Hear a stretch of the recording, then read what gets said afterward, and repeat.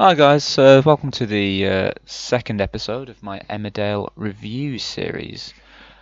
I'm going to be recounting the events of the 6 episodes of Emmerdale this week from the 12th of February to the 16th of February, which will include the whole Valentine's saga. And my god, what a saga that was. So that's where I'm going to start. I'm going to start with the whole Gabby Liv storyline. And I have to say that after last week, I was saying that I really thought Gabby deserved a smack. This week, she's been better behaved. That was until Friday's episode, where she tattooed the word skank on Liv's back. So prior to this, I was very impressed with how Gabby was returning to her previous character, and then she does this despicable, disgusting act to what is supposed to be her best friend, and it absolutely outraged.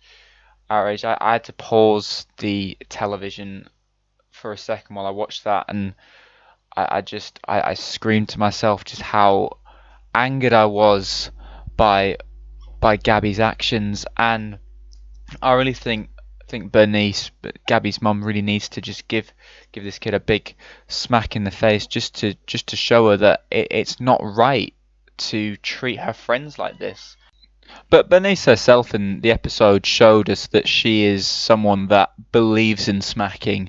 She smacked Jerry in the face when he tried to flirt with her, so she definitely believes in it, and it would be nice to see her discipline Gabby appropriately for her actions. Now, I want to say, before watching the previous 2 weeks of Emmerdale, I was very against smacking. I was glad it was banned in Scotland, but I'm glad the show has opened my eyes to the usefulness of smacking. Let me just say, I don't want this smacking to turn into abuse. I feel that there's a fine line between disciplinary smacking and abusive smacking, and it's a good parent's job to know that, and I feel like Bernice would understand the difference between the two. And I really hope that Gabby gets her comeuppance for this by the appropriate actions taken by Bernice, and we can see a return to the character that we know and love. Is what I want. I do feel very sorry for Liv. She's come out as an asexual. She tried to kiss her friend Gabby. I think the writers might have been listening to my podcast last week when I was saying there wasn't enough lesbian characters, but I found that to be very awkward, a very awkward exchange between the two of them, and it was nice to see them go back to normal. Oh, wait, no, because Gabby's all, oh no, Liv tried to kiss me. I don't know what's wrong with her. Oh, probably another one of her experiments.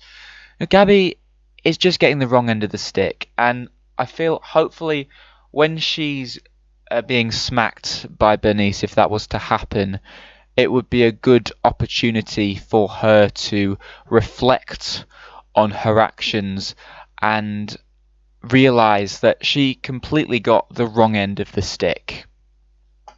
And that's sort of where I feel with that, because she turned on Liv because she thought that Liv was going out with Jacob, which wasn't the case, but Gabby saw the two of them together, and Gabby, instead of doing what a normal person would do and just say, oh, what are you doing? And then, oh, it's not what it looks like. This is what's actually happening. Oh, okay. That makes sense, I suppose.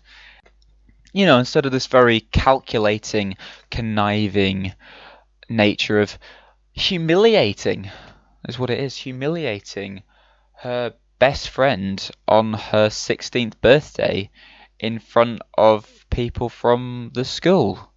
And I was absolutely disgusted. I was absolutely outraged, and I think I'm going to have to move on because there isn't really anything else I can say. about that, because it really did annoy me so much. And hopefully, when she gets smacked by Bernice, if that was to happen, it would make her reassess the way she deals with situations like that, so that in future, if something else ever did happen, she would react in a more normal way. So I'm going to move on now to talk about Sandy. Yeah, we like Sandy. Sandy the old man. Oh boy, yes. No, Sandy is a brilliant character, and it is a very big shame that he has been written out. However, I'm glad they've written him out this way instead of doing the way that most old people get written off by killing off his character. So I'm glad that they've decided to give him a happy ending instead. They've brought back this old woman who knows this other old woman that he knows, and they're going to, pretty much he's gone to Australia is all you really need to know. And it was in the episode on the Friday where he's chasing her taxi in his mobility scooter.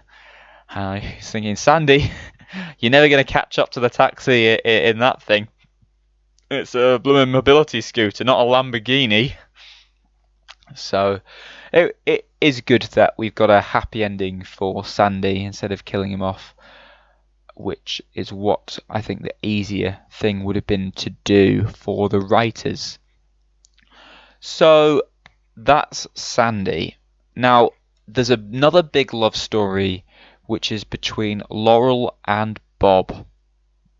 Now, this is a very interesting, it's got a lot more interesting this week because Bob has told Laurel that he loves her and he doesn't feel the same about Brenda anymore, which I have to say I was very disappointed to hear, because Bob and Brenda, as I said in my earlier reaction review video, that I really liked the two of them together and I was glad they were back on terms together.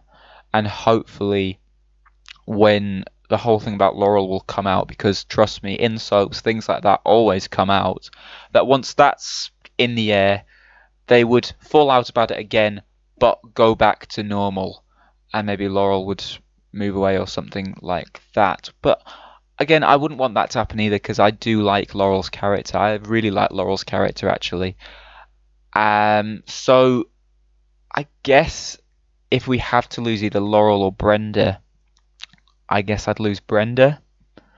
But at the same time, I don't like the idea of Bob and Brenda being torn apart. And I also don't like the idea of Laurel being single either, because she really wants to move on, and she does have feelings for Bob, even though she told him otherwise, so that Bob would stay with Brenda, which was probably the right thing to do, even though it means that... yeah, exactly. It means that both Bob and Laurel are going to be unhappy, because Laurel's alone, and Bob's not with the person he truly loves. So maybe we need Bob and Brenda to split up. Maybe that's what's going to have to happen. It's going to be a sad day when that happens, but maybe a relief as well for the characters. I'm going to move on again to say there was no Brittany this week. I was very upset that Brittany did not return to the show, because Brittany was one of my favourite characters. I uploaded all of her scenes from the previous week, and I was ready to do the same again for this week, but unfortunately there were no scenes of her. So hopefully she's going to return in the future. There is a lot going on with this whole acid saga.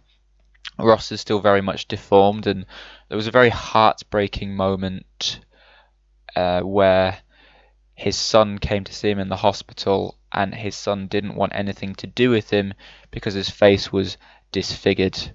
And I hope that this show will portray Ross's son's actions in a negative light, because I feel it was wrong for Moses, Ross's son, to reject him, and I hope that the audience aren't sympathising with Moses because they need to be sympathising with Ross. And I feel it was very upsetting for me that in current year people can hold shallow opinions like that, like the opinion that Moses holds of his father, and it deeply upset me that the other characters, I guess, almost in a way, allowed him to have these opinions of Ross, which I think is very wrong for the show, and it sets completely the wrong message to the viewers at home that if somebody's deformed, they can turn around, not look at them, go away. So I hope that one of the other characters will persuade Moses to see past his father's disfigurement. We had a second acid attack in the Dales. Well, actually, we didn't, because Cain Dingle, the hard man he is, tracked down Simon, the village bad boy, who was responsible for the acid attack, tied him up and tortured him for his actions and tried to make him understand the severity of what he'd done. But Simon didn't really seem to appreciate what he had done, the consequences for Ross that his actions had. So it took Cain holding up a bottle of liquid. Just a splash, you said. No, Cain. No, Cain, no. What was it? What did Ross get? Just a splash. And he's like, "You gonna apologise?" And Sam's like, "Oh no, but don't do that." And then he pours it in the face. And he goes, ah. And then one of the funnier moments of the week, Cain says, "It's just water, you spineless coward." and that was I kept rewinding that because I found that very funny, how he's had this water splashed on his face and he thinks he's actually got acid on it, and it's like this water is going to end up dissolving his face or something. I found that very funny to see someone reacting in that way to just having a tiny bit of water splashed on their face. But it was nice, a nice little lesson that Cain gave as well. That it's more mercy than Ross got, which I suppose is true. So what is going on between David and Tracy? Honestly, what is happening there? David's cheated on Tracy, so am I supposed to sympathise with David or what? And Tracy's got a secret admirer from this very creepy bloke who seems to know David and has some sort of vendetta against him. But am I supposed to take David's side because he's been unfaithful to Tracy? And for me, that is something that is completely unforgivable. And I have no sympathies for David for what he's done to Tracy, and I hope that Tracy will soon realise what David has done and leave him, because infidelity is such a cruel thing to do to somebody, especially someone you're married to, and I have absolutely no sympathy for David. He needs to remember, before he's going to cheat on someone, he's thinking, oh, hang on, this might have repercussions. And in Soapland, normally cheating is found out about, as I said earlier, with Bob and Brenda. So I hope that is found out sooner rather than later, because I hate the idea of Tracy being in a relationship with a cheat. So that's my opinion on that. Also, we've got Eric is back. I didn't actually realise he'd gone, but Eric's back and he's found his house in a complete mess because the Dingles have been living there. Why have the Dingles been living there?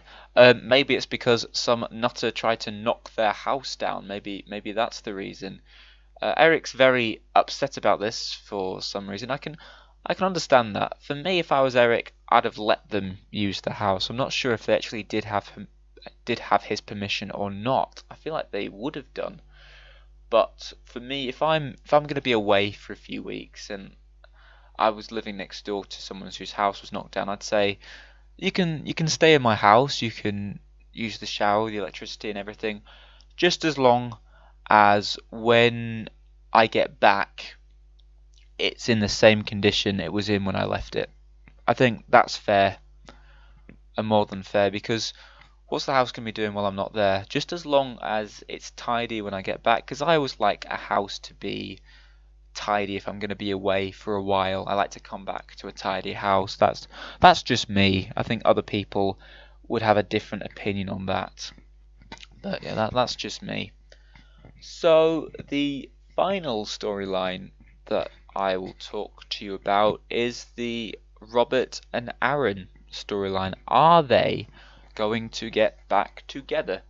So, for me personally, I actually quite like Robert and Aaron's relationship, and I like Robert and Aaron's characters because they're gay, but they're not like a gay stereotype. They're just like normal people who just happen to be gay, which is what I like because too many programs just have your gay character. Oh, look at me! Oh, like yeah, Queen Sean in Coronation Street. Yeah, I don't actually have any problem with Sean in Coronation Street, but I like the fact that they have got characters that are homosexual but don't act in a homosexual way, and it's yeah, it's nice to see. And to be honest, I would actually like to see them get back together, which is an interesting thing because I don't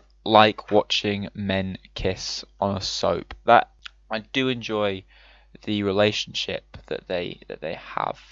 I feel that it's one of the soap's more iconic relationships, like Zach and Lisa, for instance, is one of those ones, and it would be nice for them to get back together, as it were. But I feel like I've gone through everything. Yeah, I feel like there's no more to say about what the week on the Dales. So yeah, I'm looking forward to next week, and I hope that obviously Gabby gets the discipline that she deserves. And it would be nice to see what's going to happen with Laurel, Bob, and Brenda, that whole love triangle. Yeah, so it's going to be interesting. It'd be nice to have a bit more focus on the Dingles and their house getting rebuilt. Be nice to see a bit of Lachlan and Rebecca as well. So that's what I'm hoping for next week. And obviously, it'd be very nice if Brittany could return. Failing that, I would like to see a bit of Kerry next week, maybe. Kerry is my favourite character on the show on Emmerdale, so it'd be nice if we could see Kerry, and it'd be nice if Aaron, would ditch this Alex and be back with Robert, his husband, because it's current year. So that's what I'm hoping for next week, and I will see you again then. This has been